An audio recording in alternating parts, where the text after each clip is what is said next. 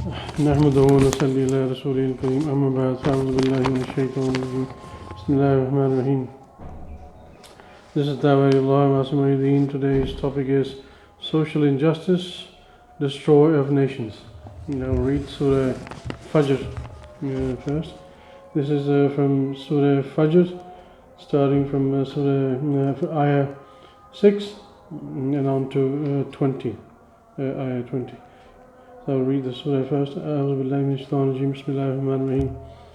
ألم تر كيف فعل ربك بعاد إرم ذات العماد التي لم يخلق مثلها في البلاد وثمود الذين جابوا الصخر بالواد وفرعون ذي الأوتاد الذين طغوا في البلاد فأكثروا فيها الفساد فصب. Sorry, I'll start again because I was holding this mic. بسم الله الرحمن الرحيم.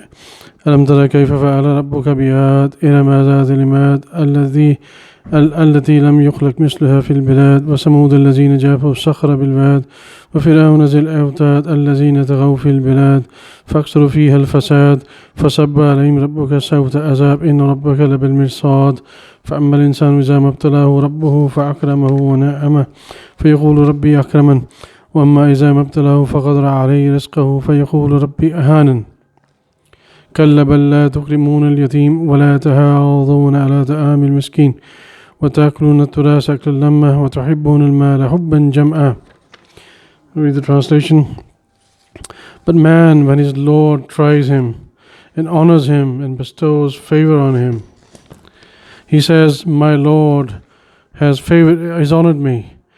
But when he tries him and straightens his livelihood, he says, my Lord has disgraced me.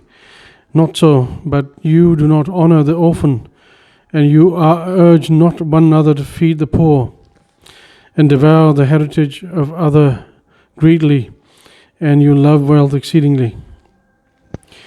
The surah starts off by mentioning the mighty nations of Ad, Samud, Hijr, and Fir'aun. It even calls Ad the mightiest of all nations, but they were all laid to waste, punished for their fasad, evil and transgressions.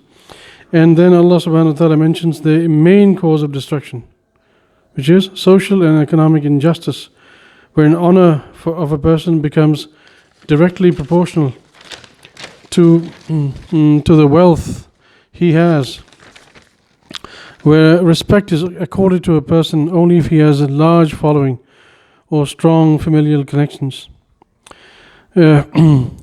The blessed verses tell us that the nations that were ruled by tyrants were eventually destroyed because their tyranny was based on divide and rule policy, where a handful of corrupt people were empowered, to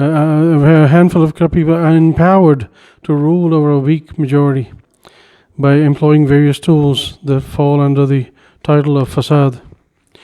In a Tawhidi society, the rich and poor are governed by a different set of rules. On paper, the rules might apply equally to both, but the unwritten rule is that the rich will get away with anything because of his wealth, while the poor will face the full might of the law.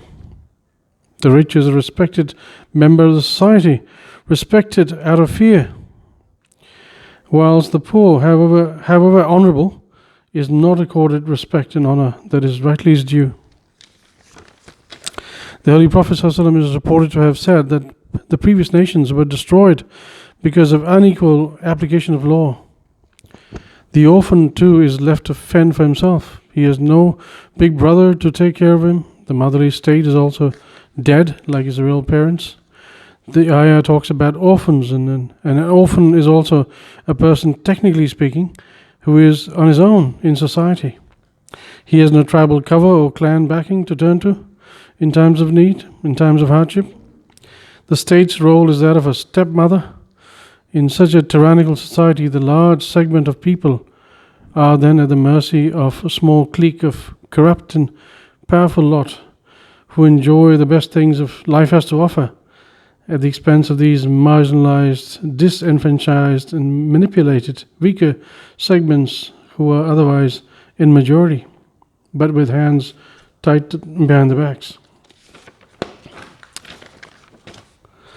And see how beautifully Allah subhanahu wa ta'ala has described the reasons for the decay of societies. A decay that ultimately results in a terrible destruction in the form of earthquakes, wars, civil wars, rampant crime, pandemics, terrorism, etc. Unfortunately, Pakistan too is headed that way. The only way to change course is studying the Quran and the noble seerah of a beloved Prophet Muhammad Sallallahu Alaihi Wasallam, who once said that the best house is the one where an orphan is honored and cared for. Wa akhiru da'wana alhamdulillahi rabbil alamin.